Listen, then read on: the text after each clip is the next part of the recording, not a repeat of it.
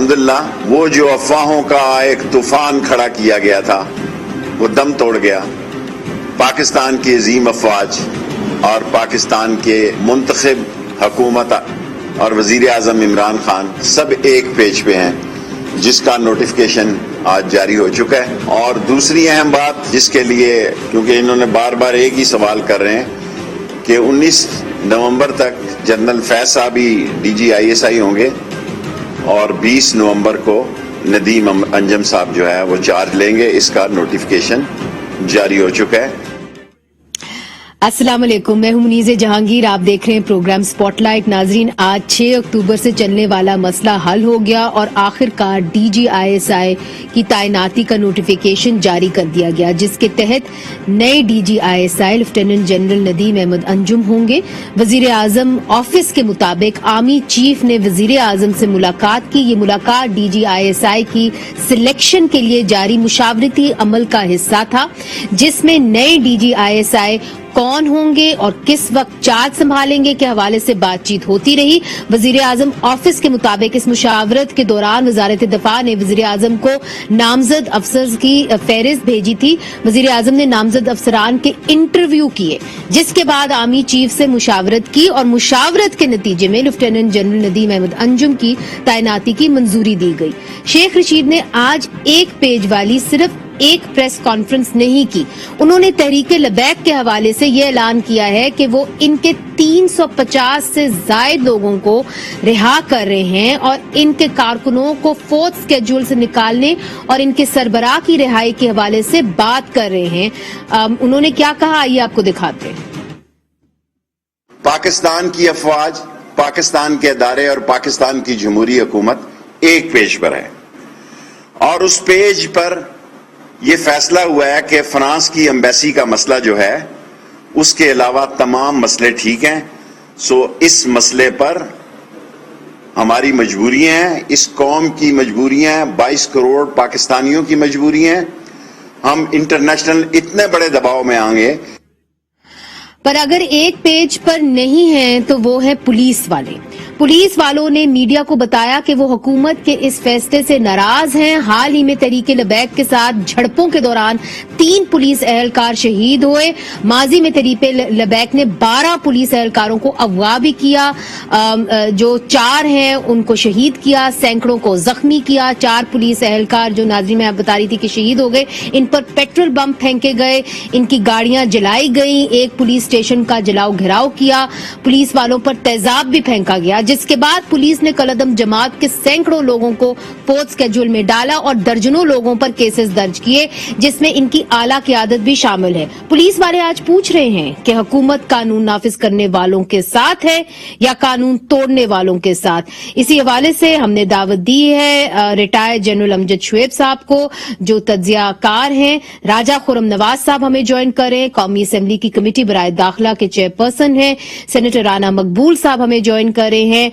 رانا مقبول احمد جو ہیں سینٹ کی کمیٹی برائے داخلہ کے ممبر ہیں اور پاکستان مسلم لیگ نون کی ترجمانی کریں، جبکہ راجہ خرم نواز صاحب پاکستان تحریک انصاف کی ترجمانی کریں. مگر سب سے پہلے ریٹائرڈ جنرل امجد شعیب کی طرف چلتی ہوں.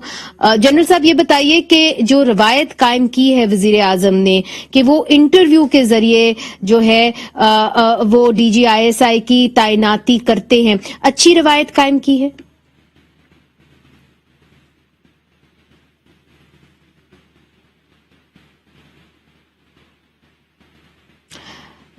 یہی سوال میں راجہ خرم نواز صاحب سے کرتی ہوں. امید کرتے ہیں کہ میجر جنرل جو ریٹائرڈ امجد شعیب صاحب ہے ان سے رابطہ ہو جائے.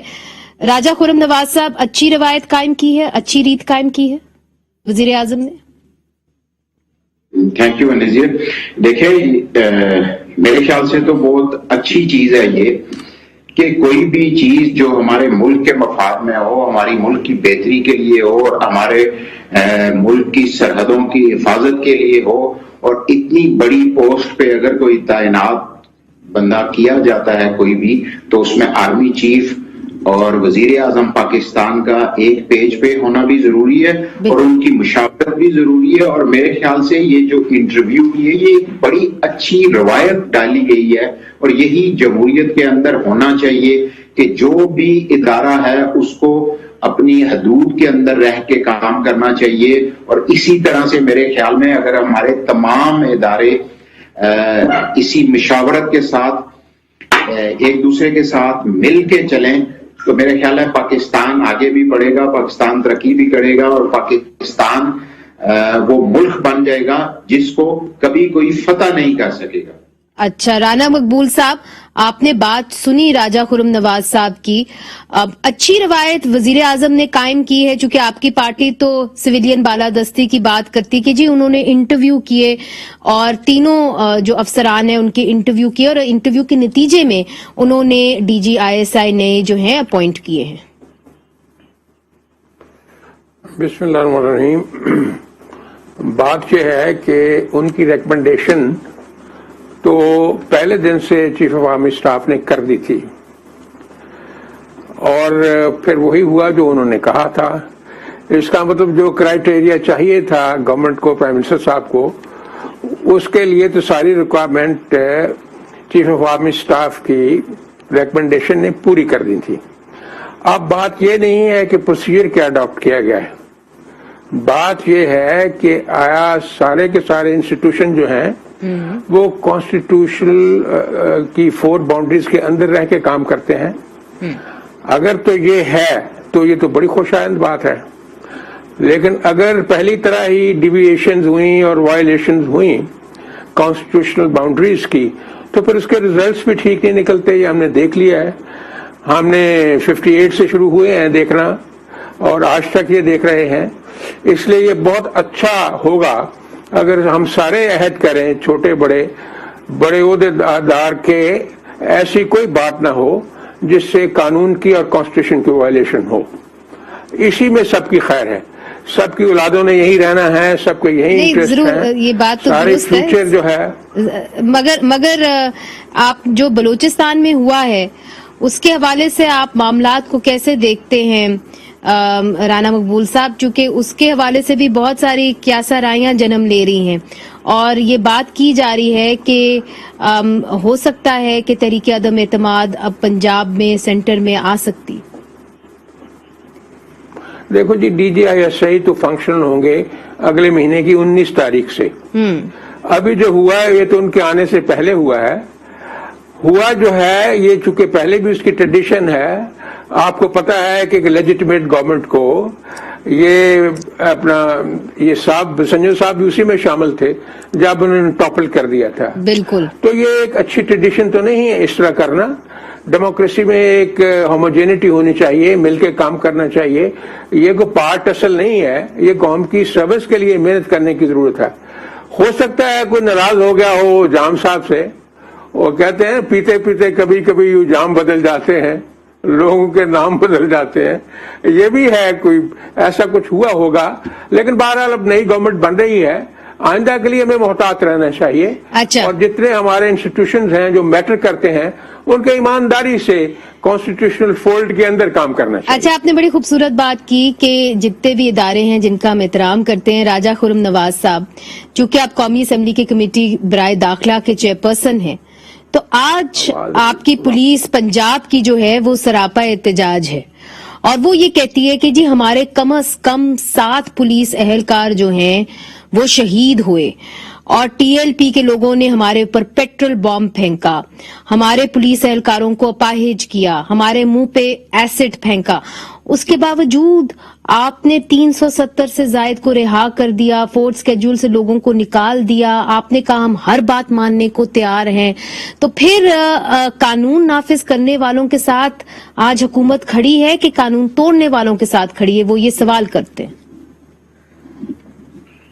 دیکھیں جی، سب سے پہلی بات تو یہ ہے کہ بالکل پاکستان کی گورنمنٹ ہے، اور یہ ادارے پاکستان کی گورنمنٹ کے ہیں، اور ہم قانون کو نافذ کرنے والے اداروں کے ساتھ یہ گورنمنٹ کھڑی ہے۔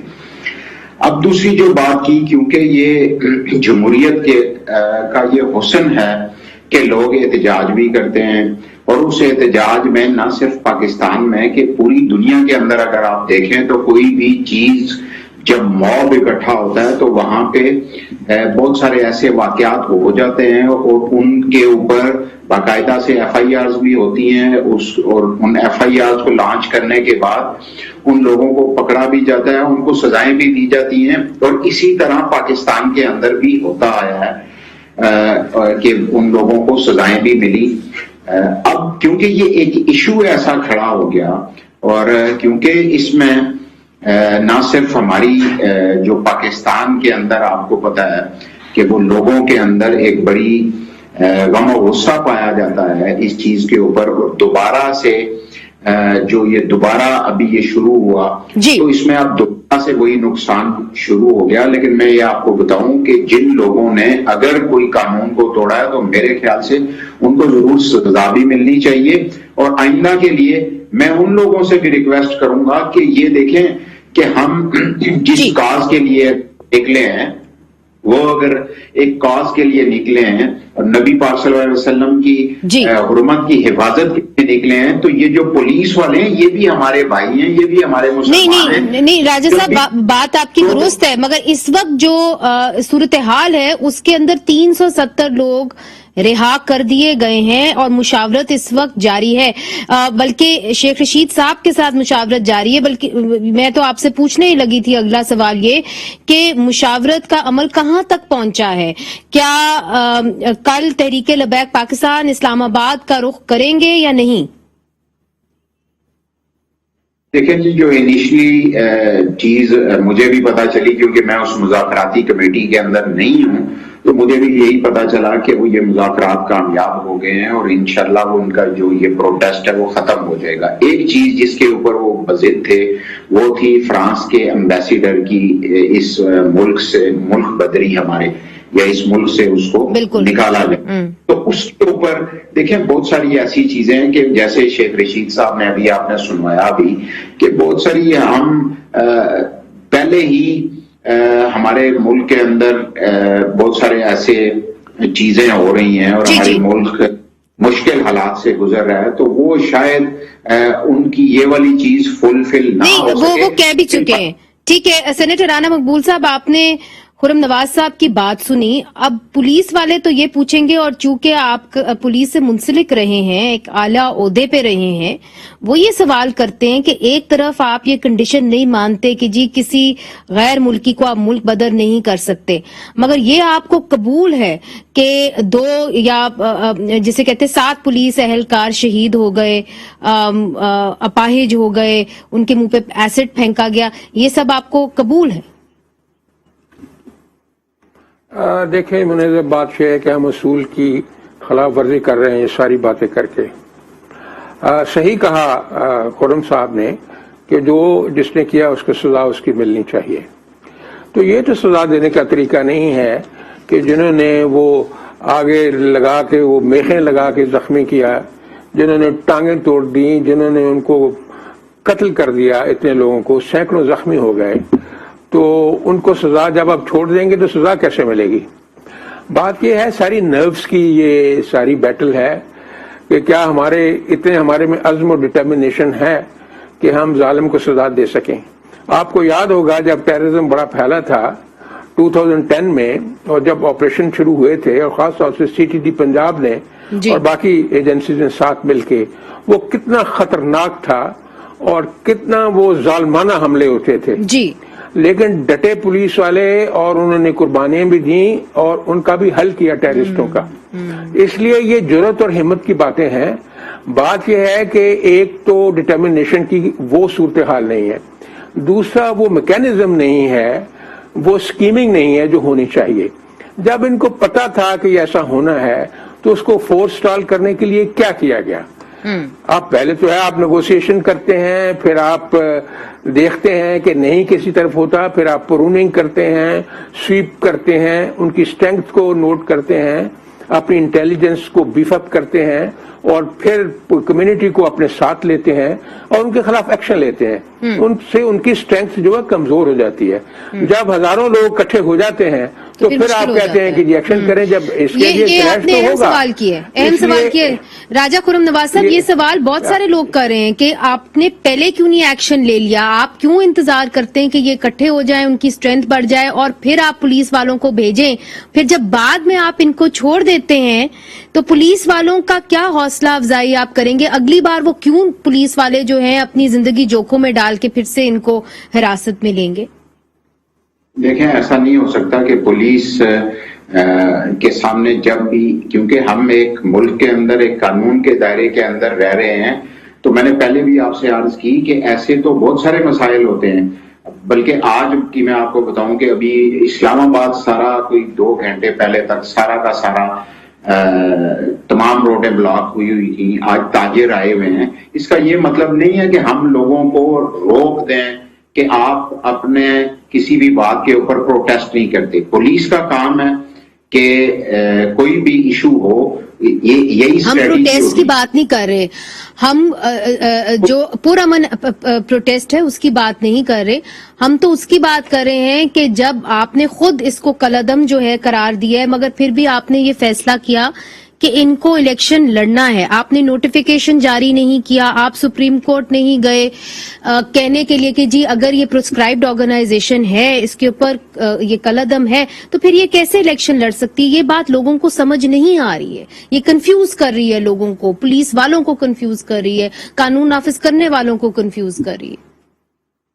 دیکھیں، اس کے اوپر بہت ساری چیزیں ابھی جاری ہیں کہ ان کو کالعدم قرار دیا گیا، کن چیزوں کے اوپر ان کو کالعدم قرار دیا گیا۔ دیکھیں، کیونکہ یہ جماعت تو 2018 کے الیکشن کے اندر الیکشن بھی لڑی، لیکن اس جماعت کے اندر یہ نہیں ہے کہ بہت سارے ایسے لوگ ہیں جن کی اپنے نبی پاک صلی اللہ علیہ وسلم سے میرے خیال میں ہر بندے کی محبت ہے، اور اس پروٹیسٹ میں عام پاکستانی بھی باہر نکلا اور ان کو اس چیز کا دکھ تھا، ٹھیک ہے، اور اس ماب کے سامنے جب پولیس کی ایسی کچھ کشمکش شروع ہوئی، ایک طرف سے بھی لوگ ضائع ہوئے، دوسری طرف سے بھی لوگ ضائع ہوئے، تو میرے خیال ہے آنے والے وقت کے لیے ہمیں، جس طرح سینیٹر صاحب نے کہا کہ ہمیں کوئی اسٹریٹجیز بھی بنانی چاہیے اپنے ملک کے اندر۔ ایسے جو پروٹیسٹ ہوتے ہیں ان کے لیے کوئی ایسا میکنزم ہونا چاہیے کہ جس کے اندر نہ عوام کی جان و مال کا نقصان ہو اور نہ ہی ہمارے اداروں کا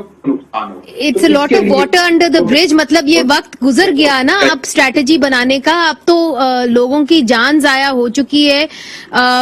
کیوں سینیٹر صاحب، سینیٹر رانا مقبول صاحب، اب دیر نہیں ہوگی اسٹریٹجی بنانے کی، اور آپ بھی ہمیں یہ سمجھائیں چونکہ آپ معاملات کو جانتے ہیں، داخلہ کے معاملات کو جانتے ہیں، کیسے ہم ایک تنظیم کو کالعدم قرار دیں مگر وہ الیکشن بھی لڑتی ہے، پابندی بھی ہے ان کے ریسورسز کے اوپر اور ان کے ایکسپینسز کے اوپر، مگر وہ الیکشن بھی لڑ سکتی، یہ کیسے، یہ تضاد نہیں، کھلا تضاد نہیں؟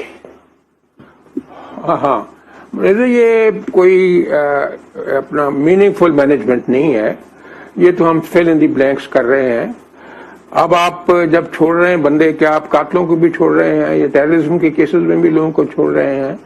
یہ ایک بہت بڑا سوال ہے کہ جنہوں نے قتل کیا اگر آپ ان کو بھی چھوڑ دیں گے اور وہ بھی مقتولوں اور مقتولوں کے وارثوں کی رضامندی کے بغیر چھوڑ دیں گے، ان کو راضی کیے بغیر چھوڑ دیں گے، تو کیا یہ ساری اصولوں کی وائلیشن نہیں ہوگی؟ اب ان کے پاس اسٹریٹجی کا وقت نہیں ہے، جو بنیادی چیز ہے اس میں یہ ایکچولی اپنا نقصان کر بیٹھے ہیں۔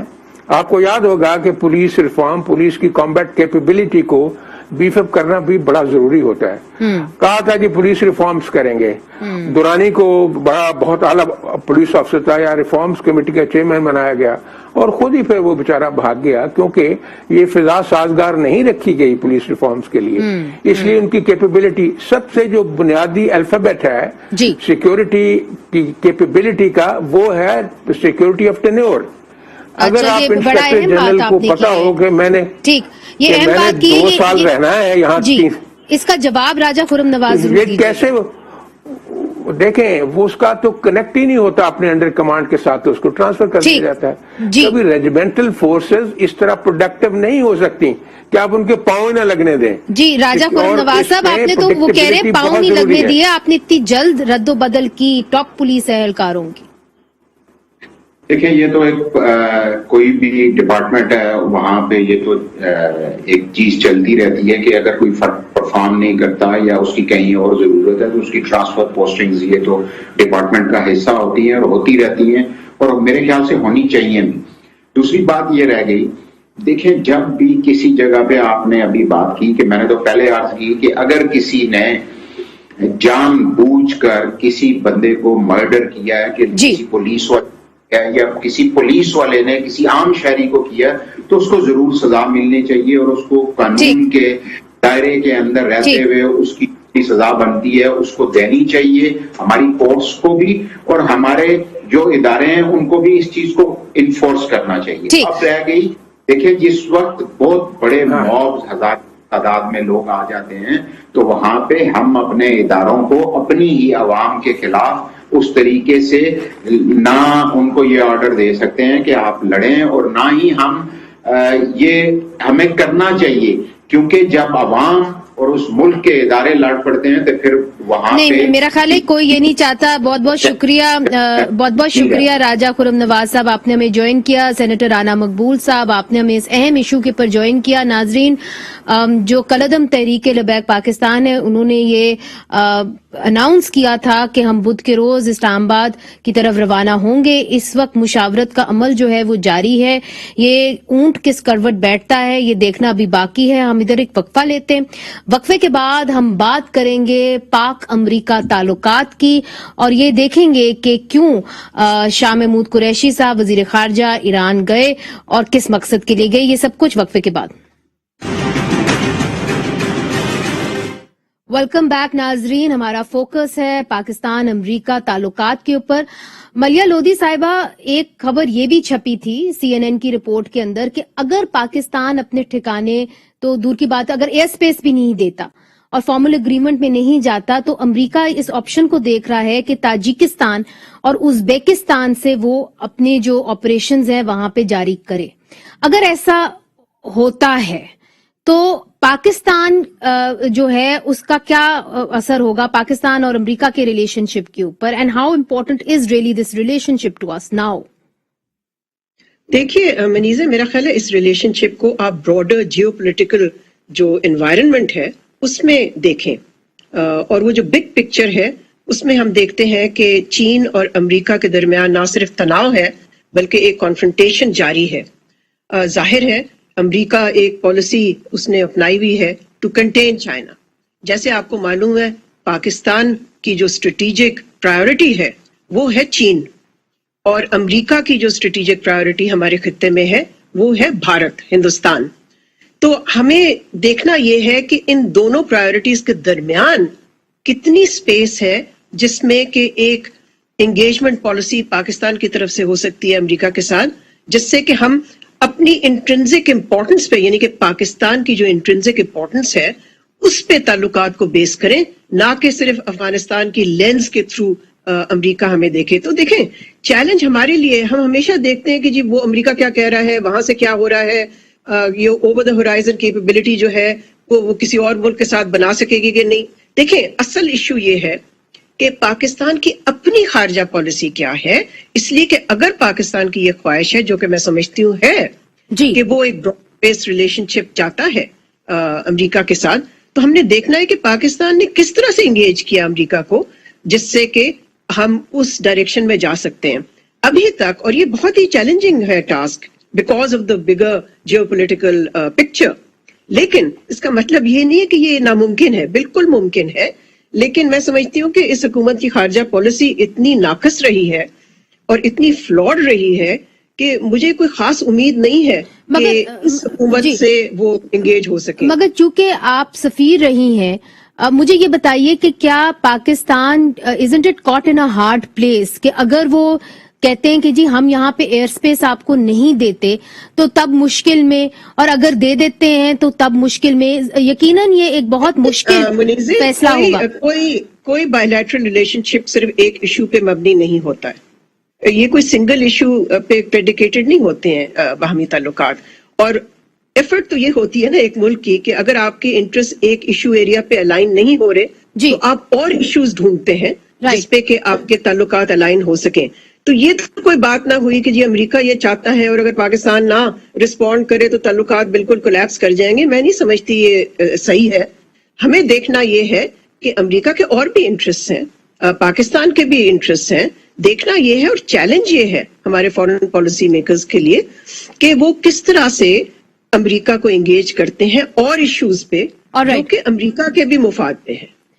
انور اقبال صاحب، مگر کیونکہ امریکہ کی سوئی اس وقت کاؤنٹر ٹیررزم کے اوپر اٹکی ہوئی ہے، انہوں نے بہت سارے جو پیسے ہیں، انہوں نے بہت ساری اپنی جو ایفرٹس ہیں وہ کاؤنٹر ٹیررزم کے اوپر جو ہیں خرچے ہیں، اور ان کا ایک بہت بڑا کنسرن ہے کہ جی وہاں پہ افغانستان کے اندر دہشت گردی نہ ہو. تو آپ سمجھتے ہیں کہ it would be an easy choice, جو جس طرح ملیہ لودھی صاحبہ کہہ رہی ہیں کہ ایک ہی چیز کے اوپر جو ہے پاکستان اور امریکہ کے تعلقات نہیں پھنسے ہوئے؟ جس طرح ملیہ صاحبہ نے جو پہلے بات کی وہ چین اور امریکہ کے حوالے سے، وہ بڑی اہم ہے. اور یہ بات کہ صرف امریکہ صرف افغانستان کی بات کرتے ہیں، یہ بھی درست نہیں ہے. وہ افغانستان کی زیادہ بات کرتے ہیں. لیکن اب دیکھیں ابھی جو دورہ ہوا آپ کے وزیر خزانہ کا، اس میں انہوں نے سی پیک پہ گفتگو کی اور تھنک ٹینکس نے بھی کی، آفیشلز نے بھی کی کہ امریکہ یہ بھی چاہتا ہے کہ آپ کے جو اس طرح کے تعلقات ہیں چین پہ، اس کو ان کو تشویش ہے، وہ تشویش کا مسلسل اظہار کرتے رہتے ہیں اور چاہتے ہیں کہ آپ کے تعلقات میں کمی آئے. اصل میں بات یہ ہے کہ پاکستان کی کوشش یہ ہے کہ جو چین کے ایک جو کنٹینٹ چائنا پالیسی ہے امریکہ کی، اس کی وجہ سے ایک اسپیس نیرو ہوئی ہے امریکہ کے اندر پاکستان کا کام کرنے کی. تو پاکستان چاہتا ہے کہ وہ اسپیس بڑھے اور دوسرے ایشو پہ انگیج کر کے اپنے لیے ایک جگہ بنائی جائے. امریکہ کی کوشش ہے کہ وہ اسپیس کو مزید نیرو کر کے جو اس نے ایک محاذ بنایا ہوا ہے چائنا کے خلاف، جس میں ایک لیڈنگ رول ہے انڈیا کا، پاکستان بھی اس محاذ میں شامل ہو جائے. ظاہر ہے پاکستان ایسا نہیں کر سکتا. تو ایک شطرنج کی گیم ہے جو دونوں طرف سے چل رہی ہے. اس میں امریکہ کبھی بھی یہ نہیں چاہے گا کہ پاکستان سے تعلقات توڑ لیے جائیں یا پاکستان کو کارنر کر لیا جائے یا ایسی جگہ لے جایا جائے جہاں پاکستان کے پاس پوری طرح چین کے کیمپ میں جانے کے علاوہ کوئی آپشن نہ ہو. امریکہ بھی آپشن کھلا رکھنا چاہے گا، اور وہ جو آپشن کھلا رکھنے کی جو خواہش ہے امریکہ کی، اس کے بیچ پاکستان اپنے لیے اسپیس کریٹ کرنے کی کوشش کرے گا. ملیہ صاحبہ، یہ جو ایک سی این این کی رپورٹ کے مطابق رپورٹ کی گئی بات کہ جی پاکستان یہ چاہتا ہے کہ امریکہ جو ہے اپنا انفلوئنس استعمال کر کے جو تعلقات ہیں ہندوستان کے ساتھ اس کو مینج کرے. آپ سمجھتی ہیں کہ امریکہ ہندوستان کے اوپر وہ انفلوئنس رکھتا ہے؟